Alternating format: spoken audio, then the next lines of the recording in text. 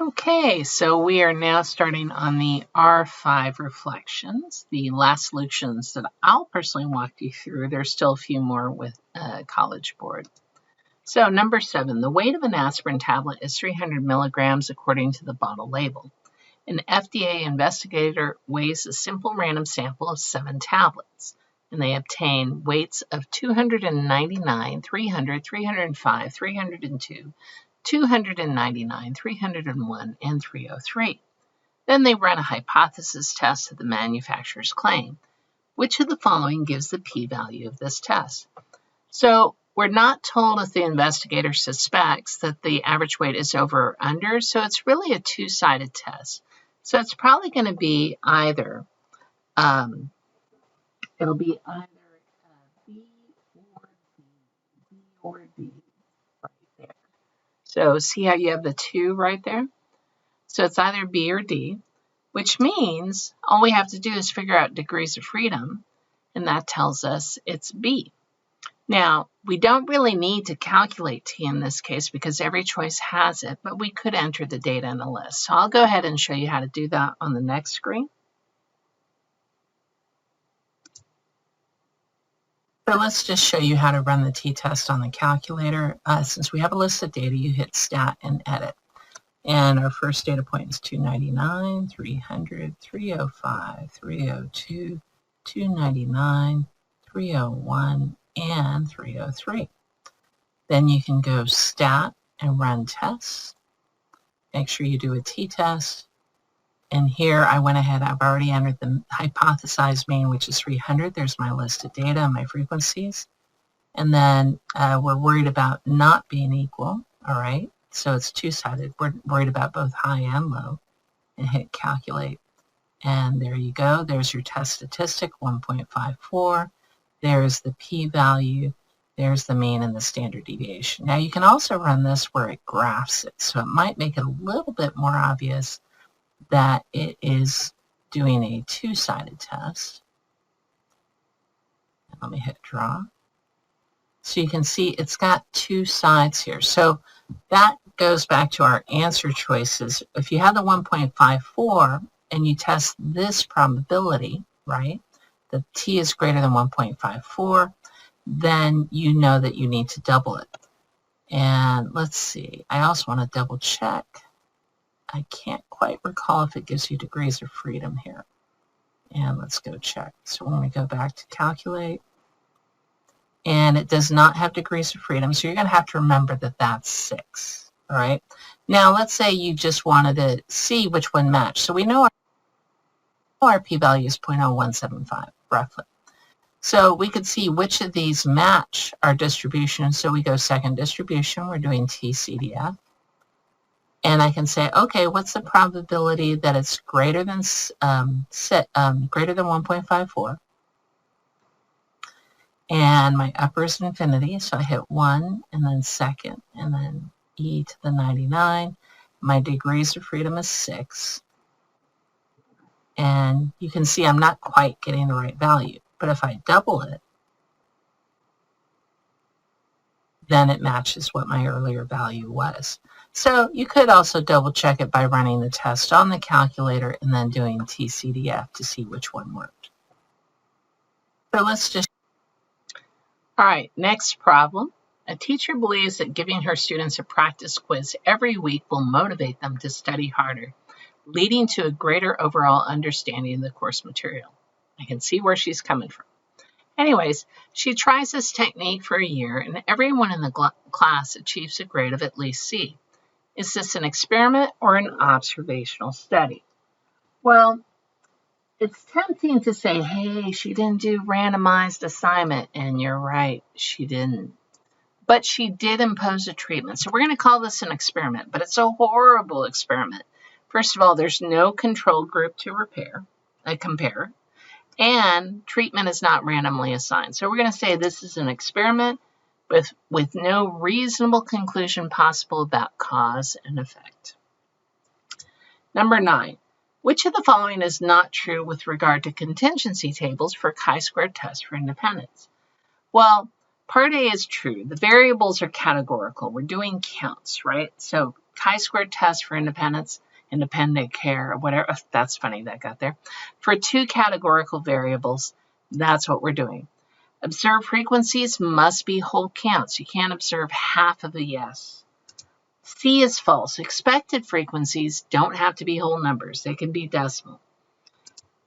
D is true. If the condition is not met, then you can't do the test. So you have to have at least 5 counts or expected counts in each cell when you calculate that.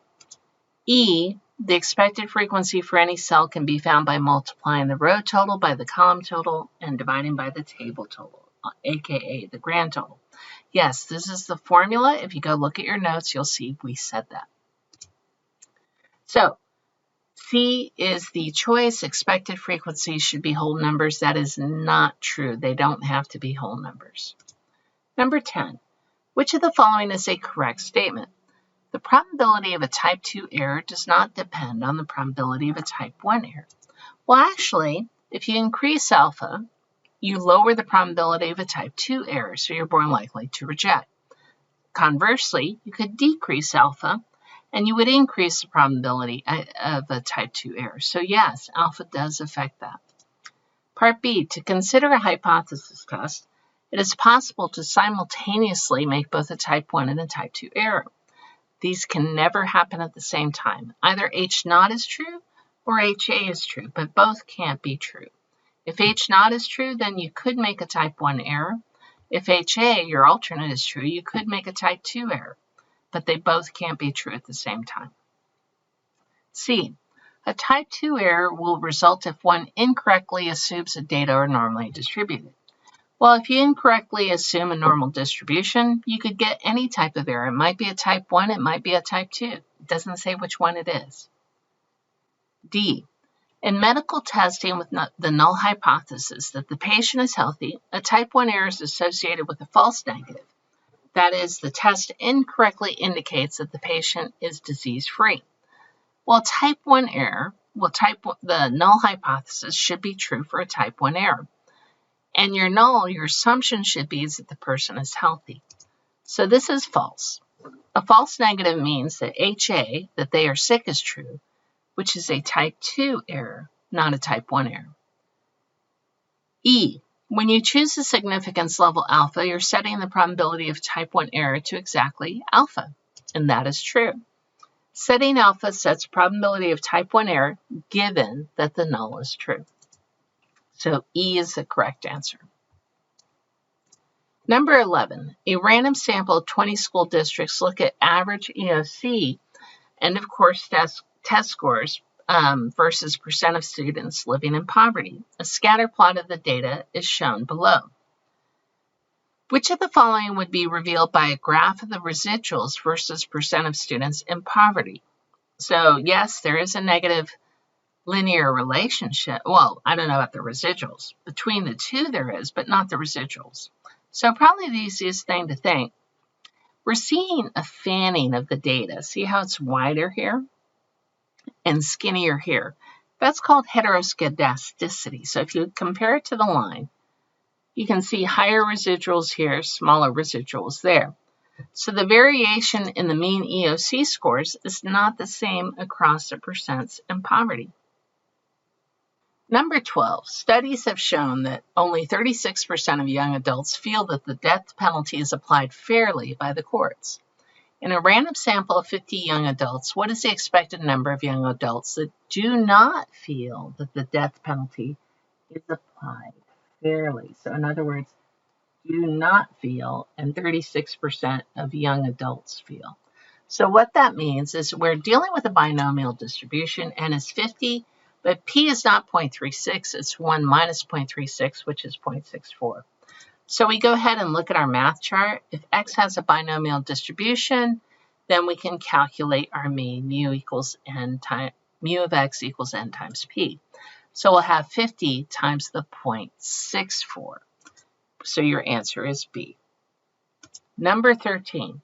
The parallel box plots below show monthly rainfall summaries for Liberia, West Africa. Which of the following months has the least variability as measured by interquartile range? So they're telling you to use interquartile range.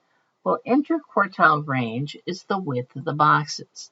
And if I go through all these boxes, you can see some are very wide, but the smallest one is the first one for December. Number 14. In comparing the life expectancies of two models of refrigerators, the average years before complete breakdown of 10 Model A refrigerators is compared with that of 15 Model B refrigerators. The 90% confidence interval estimate of the difference is 6,12. Which of the following is the most reasonable conclusion? So you should automatically look at E. It says we should be 90% confident that the difference in life expectancies is between the 6 and 12. This is the classic wording for a confidence interval, that we're 90% confident that the context is between the two numbers in the interval. All right, so we don't know that it's twice the other. We don't know that it's 6 for one model or the other, and we don't know probabilities either. And that is the last of our problems.